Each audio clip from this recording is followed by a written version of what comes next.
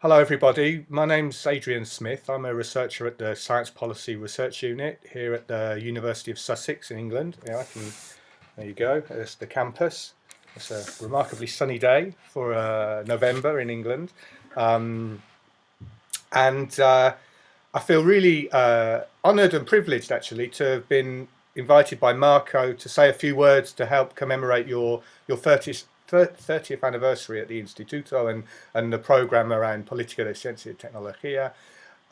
It's fantastic, and I think hopefully some of the things I'm going to say reinforce the importance of having institutions like yours that have a history and that have institutional memory and accumulated experience and knowledge, especially in these times, knowledge with respect to the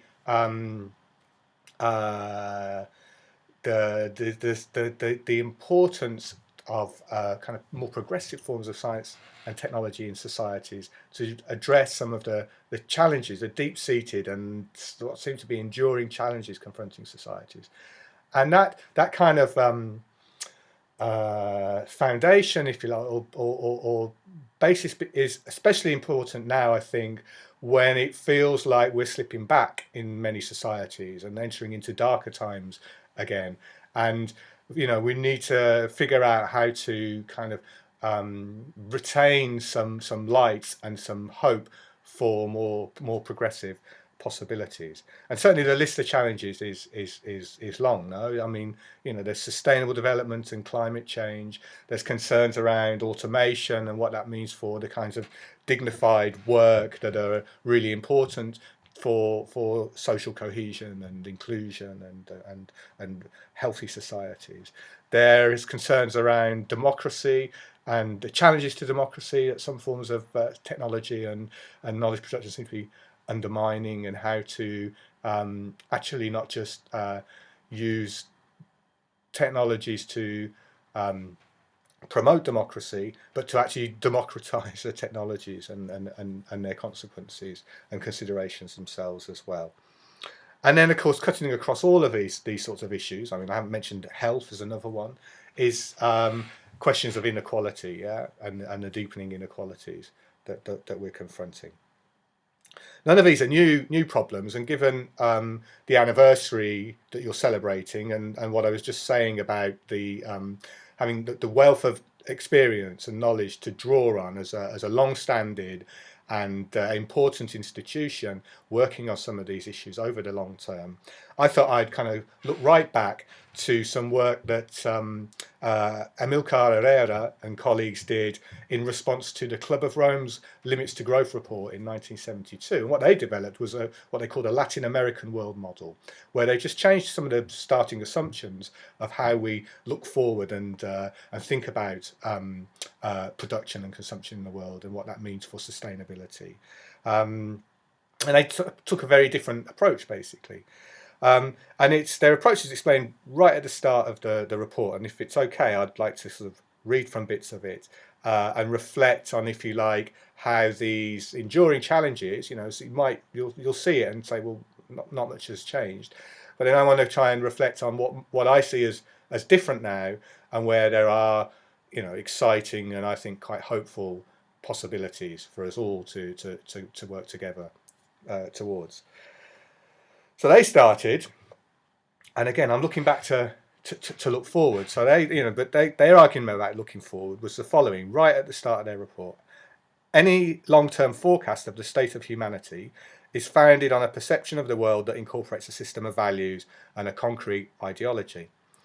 An attempt to describe the current world structure and project into the future does not, as it is sometimes maintained, constitute an objective vision of reality, but necessarily implies the acceptance of an ideological position. For this reason, it is not justifiable to differentiate between extrapolative and normative models. The model presented here is quite explicitly normative, is what they say.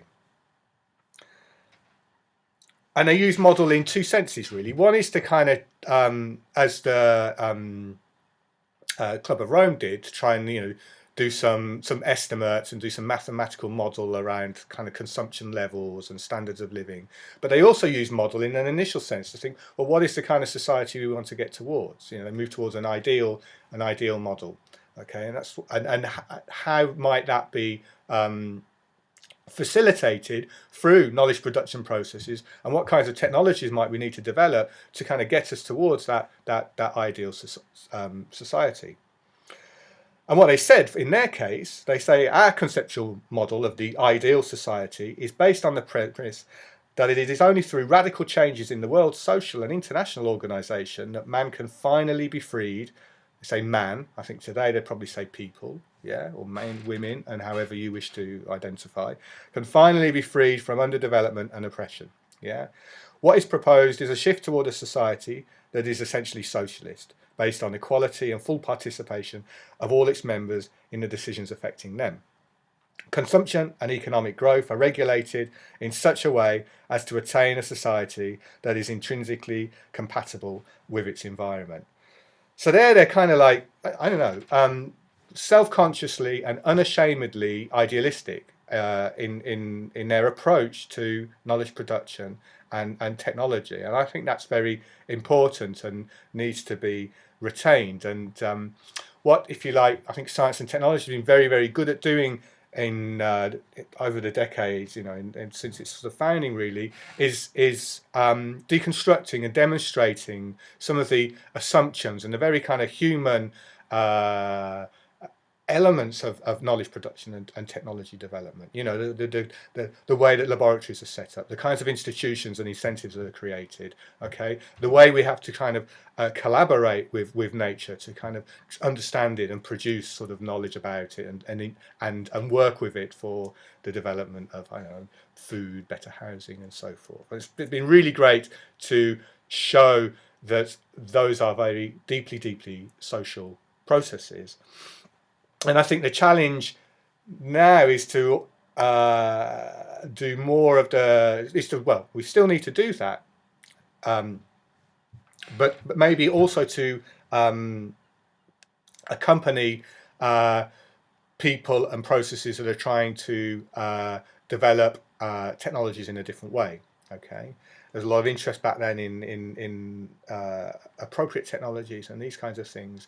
And if you like, perhaps one of the differences now, I think, and what I see is a kind of a huge and very exciting redistribution in the capacity and possibilities for prototyping different kinds of technologies and envisaging what roles they might play in different kinds of societies.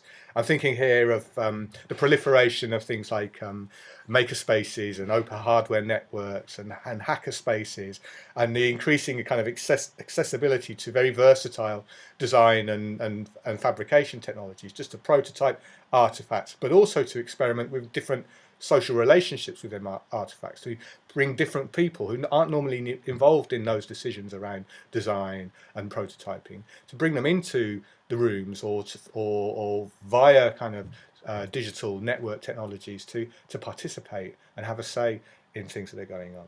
But also, you know, the sort of opening of science and citizen science initiatives and monitoring and the developments of new open hardwares and making this increasingly accessible.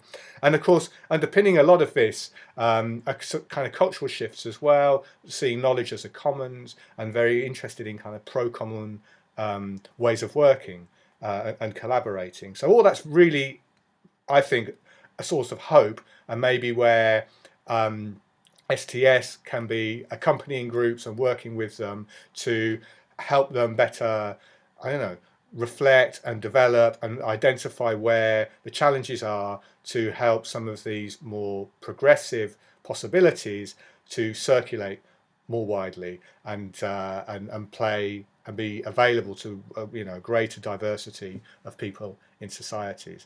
And it's not automatic, obviously, and it's not straightforward, as we know from the more kind of, I don't know, critical kind of STS. It's very easy for institutions, and we're seeing that with some of these initiatives, to appropriate and to capture and to use them as simply as novel inputs to business as usual. Okay, to plug them into existing institutions. And I think the way STS might be able to accompany those who are seeking to use these capabilities and possibilities in more progressive ways, in more democratic ways, is where the challenges lie ahead for me, I think. And how we can, if you like, rather than working with or seeing how existing institutions act as a sort of filter for all of this prototyping activity, how we can work with prototypes in the development of new kinds of institutions that support them, new forms of investment, new forms of creating viable economic activity out of some of these initiatives, new forms of education and institution. So working with the prototypers and the prototyping to do the sort of socio-political work that allows kind of more of this to happen in ways that address some of the challenges I said at the beginning. Because as was recognised back then, and that hasn't changed, Amilcar and colleagues wrote that, these problems are not sort of physical in relation to sustainability, to people in jobs and so forth, but fundamentally socio-political. And if you like, that sounds self-evident now. That's, I think, just illustrates the fact that it is self-evident is testimony to the work people have done over the years, if you like, and a big achievement. They go on to write, these problems are based on the uneven distribution of power, both between nations and within nations. So it's that kind of socio-political work and thinking how this radical redistribution of prototyping kind of capabilities can be used as one element in the creation of alliances and pressure for institutional reforms, for kind of shadow or parallel institutions that anticipate more sustainable, more equal, more just, and fundamentally more democratic societies. That's it. That's all I've got to say, really. I wish you well with your celebrations. I wish you well for the coming kind of 30 years, and yeah, feliz aniversario.